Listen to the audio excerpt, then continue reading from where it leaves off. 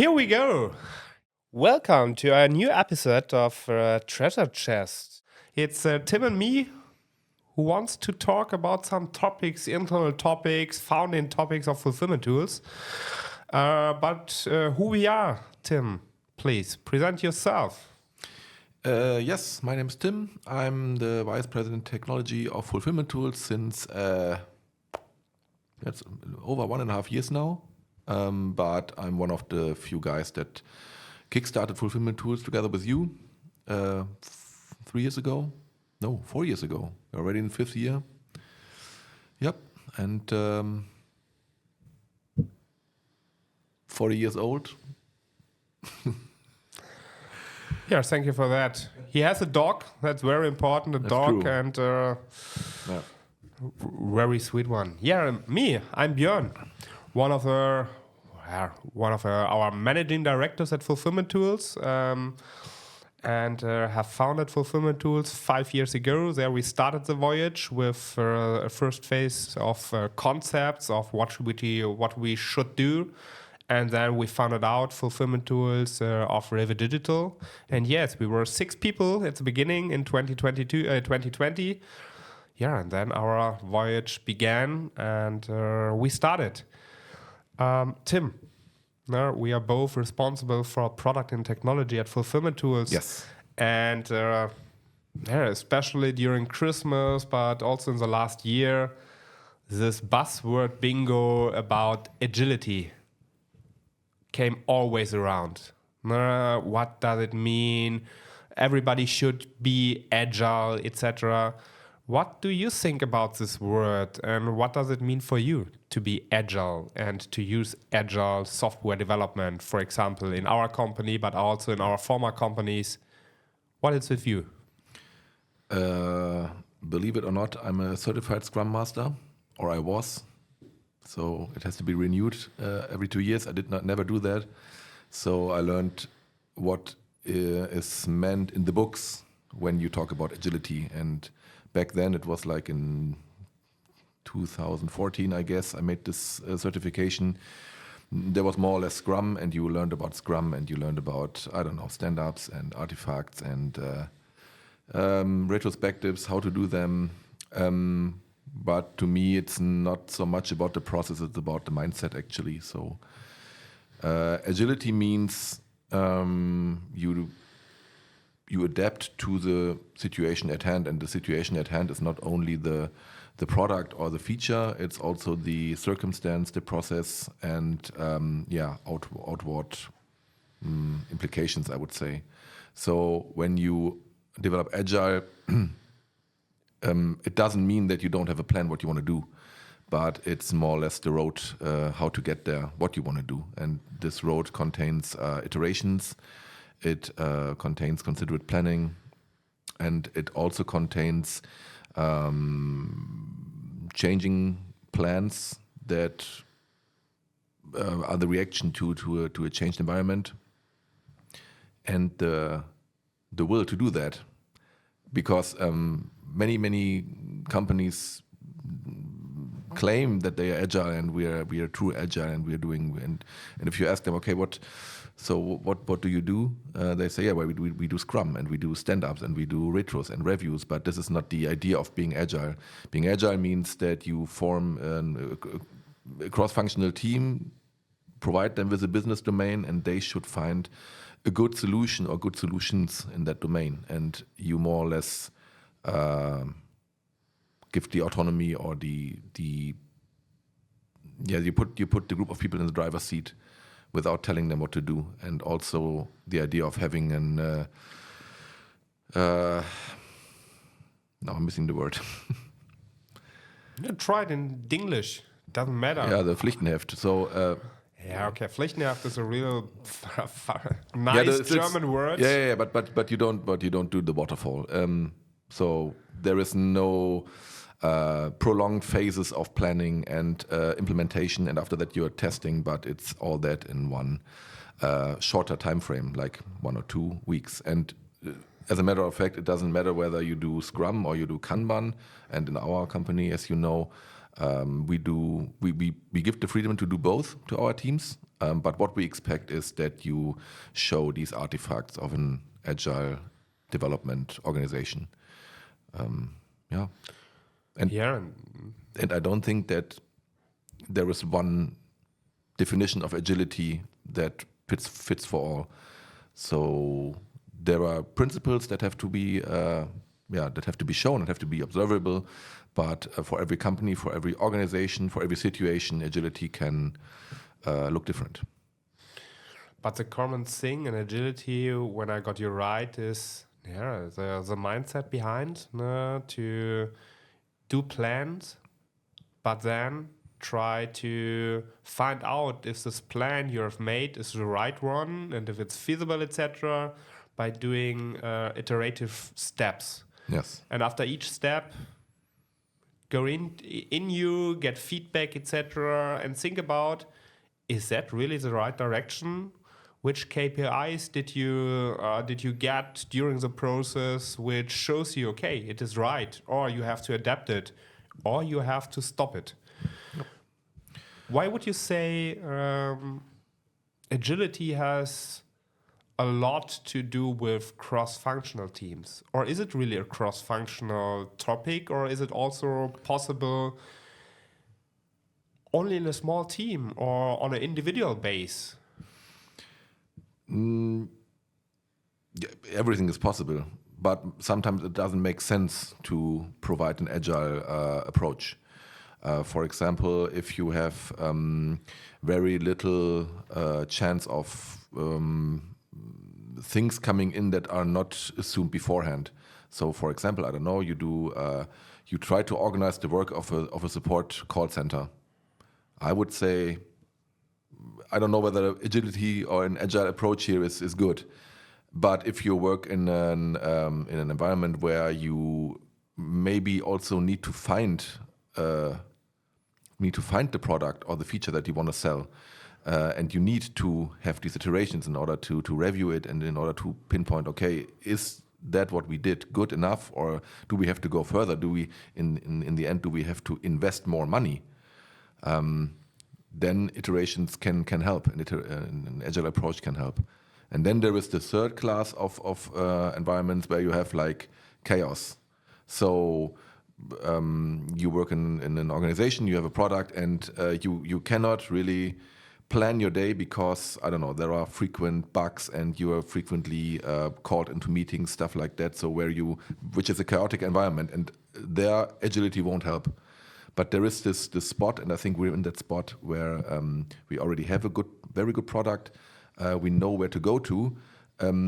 We will find the perfect route, but not by planning ahead 6 months, but only through constant feedback, as you mentioned, to ourselves, but also to the product and also to the process.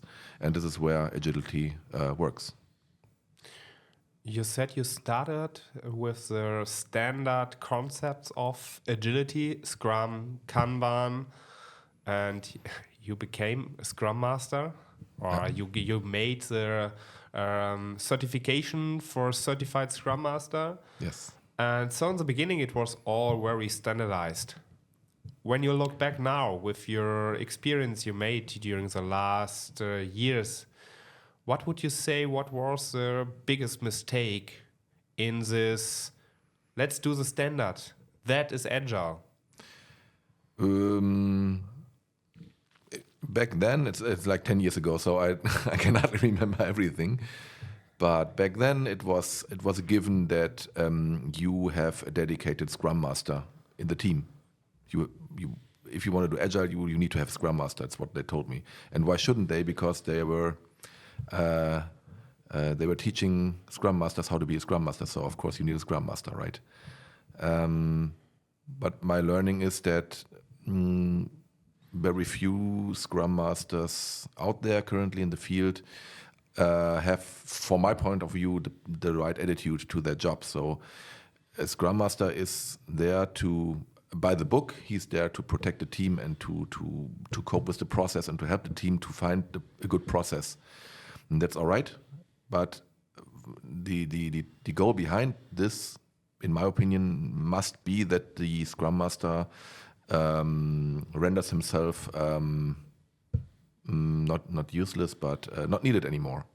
At least, so the primary task of a Scrum Master is to get a team into a position that it can cater itself. So it can do all the meetings and all the processes and everything by themselves. They do not really need a person to schedule their meetings. And this is when the Scrum Master can go to the next team and teach them how to be a proper team and how to work good together. And in my opinion, this is one of the things that, I don't know whether it's just my idea, but which is not the understanding of the most of the Scrum Masters, because they have one team and they stay with this team. And sometimes they tend to see problems where actually there are none, or that could also resolve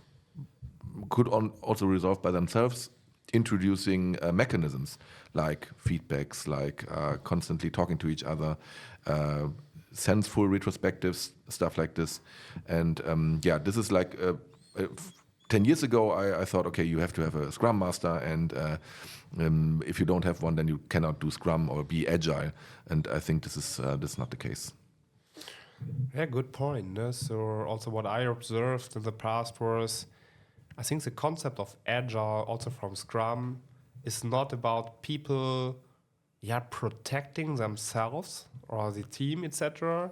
It has to do really with mindset. No? That the Scrum Master does everything that people are coached, people are enabled, I would say, that they can use the principles, use the concept of Agile by their own, and the Scrum Master helps them to define what's really needed and how to become more independent, proficient, with a clear plan and with a clear goal, and that they focus on that in an iterative way. And that is what a Scrum Master should do. And if a team is enabled, is coached, you have team members who can take over the role, the processes, getting feedback, talking to each other. So communication is a big thing in Agile, I would say. Communication is a key, you can say. And if a Scrum Master has done it, then the team is ready. But sometimes what we all know is a team doesn't always follow the goal.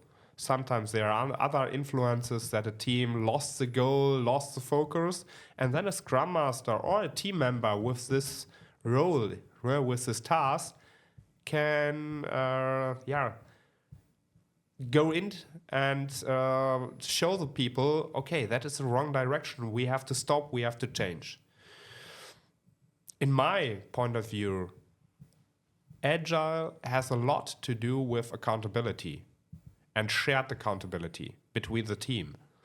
Because you want to be autonomous, you as a team, you mean? You as a team, you want to focus, you want to do it with a lot of communication and on an iterative base, etc. But when you do that, when you act in that, you have made your own plans, you have made your own goals, you want to go by your own. That means, hey, it's you. Because it costs the company money, it costs the company time. You are responsible, you are accountable for what you do. And that's something I would say a Scrum Master could be good, that this is coached. The team must understand it. The question to you would be, so we don't have the role Scrum Master within fulfillment tools. However, what we discussed in the past is that we might have the need for a role like a what did we call it? People coach. Not people coach. People coach was it? People coach, agile coach. We had several names in mind in the past. Yeah.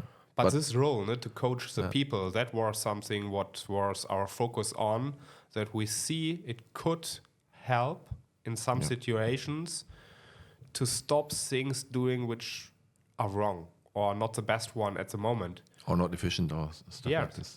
But not to lead people what they should do, to help people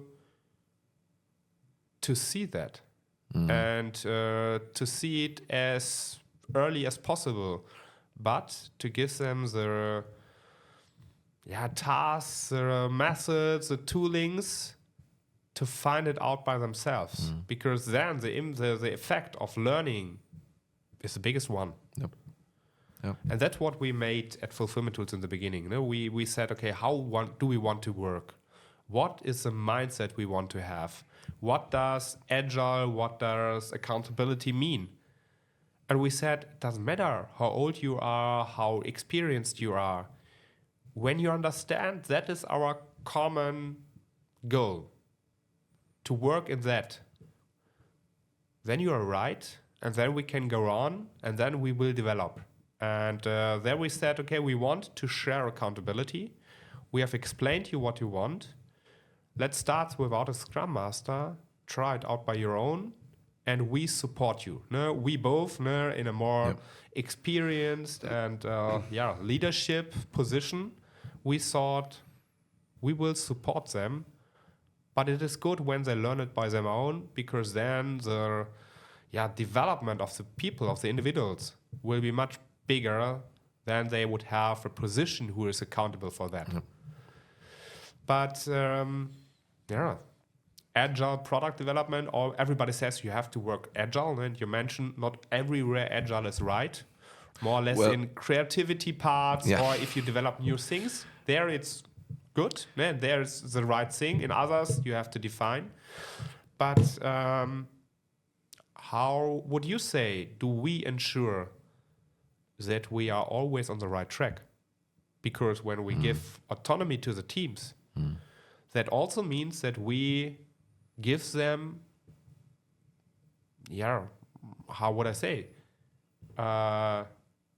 We give over the decision part to them. Yeah, we delegate basically parts of the thing that Fulfillment Tools is for most of the product and stuff to them. Yeah, it's a tricky question. And well, in the beginning, as you mentioned, so first of all, I would like to emphasize that this only works actually if you, and this is what I would suggest anybody that tries this, to start with a senior team of generalists that actually know why Agile work is good, and they had their fair share of agility, and they know why it's good to have a stand-up, and they can do good stand-ups and good reviews and stuff like this. And if you have this, I would say then you don't need a dedicated person to teach them. Then you and I think we went like, where we started with 6. I think in the end of the first year we were like 20 people, something like this. And the smaller the group, the easier it is, and you can like impose agility on a small group of people. It's okay, but especially when you grow further. And currently we are 4 teams. And then your question is very valid. So how do you make sure that these 4 teams of, I think, 4 to 8 people each do what's right? Or how do you find out that they do not do what's right? And our way, what we chose is, and this is also an agile approach.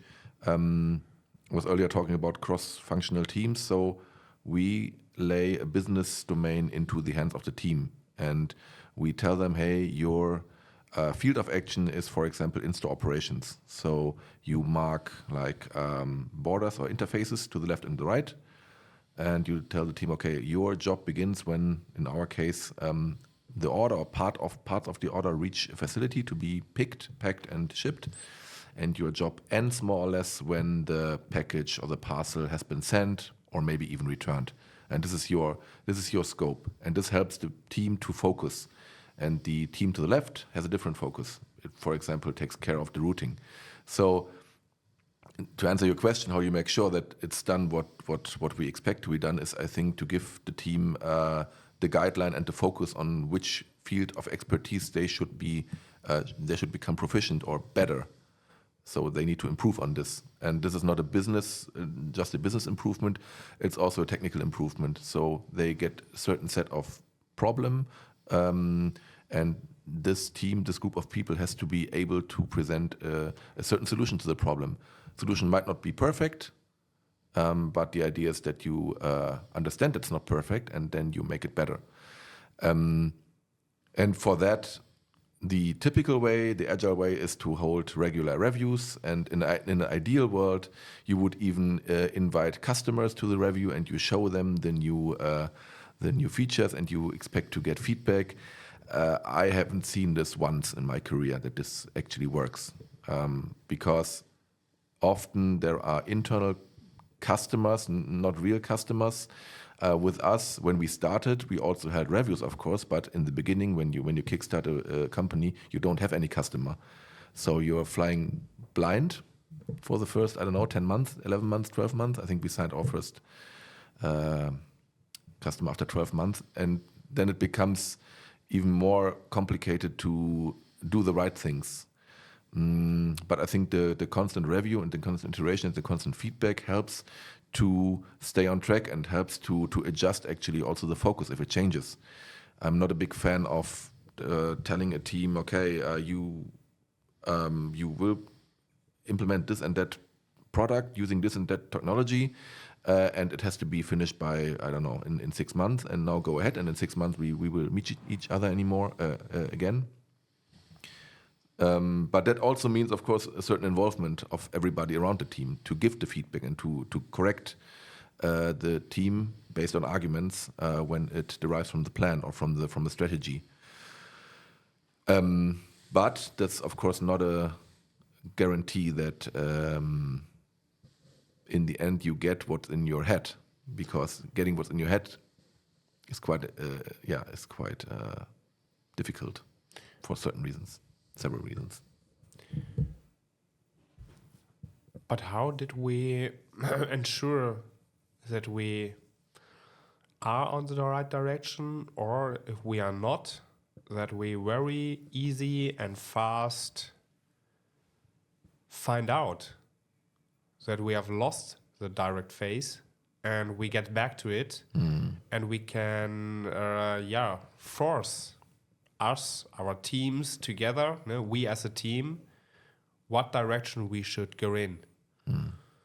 Are there any tools? Are there any meetings? Are there any methods you would say, we have established a process over time, and we have optimized it, that we find out if it's right?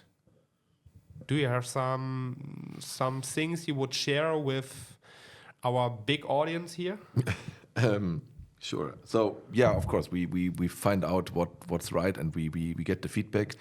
We also have a product roadmap where we tell what we today think we will do, and this opens also the discussion. Okay, what is this topic about that you are going to work on in 3 months? And the picture of that, what we are going to do in 3 months, is much less accurate than the picture of the things that we will do next week. So the idea is that, and this is, I would say, a standard agile way, that you have a backlog and you have epics which map more or less 2 blocks on your roadmap. You want to invest a certain amount of time in a topic, and what's what in the end is done in this topic, and what's the result, what's the magnitude of the feature, that has to be defined. And the idea here is that in the process of refinement, so there's also, of course, a refinement, but in a traditional way, refinement in Agile means, okay, you have the product owner wrote a story, and now the story is presented to the team, and now they're refining the story, so they get a better understanding on what to do for exactly that story. But I think our journey starts even before you have the story, because you need to find out what is the story. Because if you don't have a user story, then you cannot refine the user story. And the idea is that in order to find out what kind of, I would say, packages of work you need to do in order to fulfill a certain feature or a certain topic, we started I think we did it from the beginning on. We used domain-driven design approaches. So we made an event storming, and you were also part of it, I guess. I've been. Yeah, and the idea is that after the event storming, you have a common language, you know what to do, you can agree on a scope, and this is not only the team that agrees on the scope, but it's also the stakeholders. And in our case, even especially in the beginning, it was like product owners, but also professional service colleagues. And it was pretty much clear what does this one-liner mean, what does this feature mean, and what could be a valid step to reach this. And this is how I guess you give the focus, and you give again a guideline what is to be achieved, and the details. There you have the experts. You have the back-end developer. You have the front-end developer. All of those are experts in their field, and they will find the best solution. And you need to trust them to find the best solution in their respective field of action. Now, unless you say otherwise. No. But I think what's important and what we found out, and I mentioned that before, is communication is the key. Yes. Because what we learned, and sometimes we talk about that, miscommunication is could be the biggest problem that you run in the wrong direction. And that was the reason why, we have a roadmap and we have the domains in which the teams are working. So they have a rough plan, what they should, where they should find solutions for example, for the process of picking operations, picking, packing, and handover. But when they said, okay, now build a roadmap. Now put it into smaller packages, how you want to develop your solution or your solutions. But then you have to communicate. Then you have to discuss. Then you have to get feedback, not only from your team or from other teams or from tech guys, also from the rest of the company, from our sales guys and marketing guys, whatever you want. If they understand what you want to do, and if they understand why you want to do it, and if they say, that's cool. I also think that are the most important things you are planning now. Then you are on the correct way. And then, still you are developing, getting feedback. Show them what you have done. Show them what is your process, your progress, and take the feedback and try to adapt. And that's something I really learned. You can't communicate enough. It's really the way, and it's an issue. Sometimes we lose it, and we know nobody wants to communicate less. Nobody wants to sit in meetings. I think that's the difference. Especially in technology, right? Yeah, that's true. For a first session of how we live agility and what does it mean agility at Fulfillment Tools, and how we would say, hey, don't use the standard concept of agility like agility is Scrum or Kanban. Find out what really means agility, because it's really more a mindset topic and not a process or a concept topic, and then define it by your own. But there are some parts which are crucial for a success process, I would call it. Thank you very much, Tim. You're welcome. Bye-bye, audience outside of the world. See you. See ya.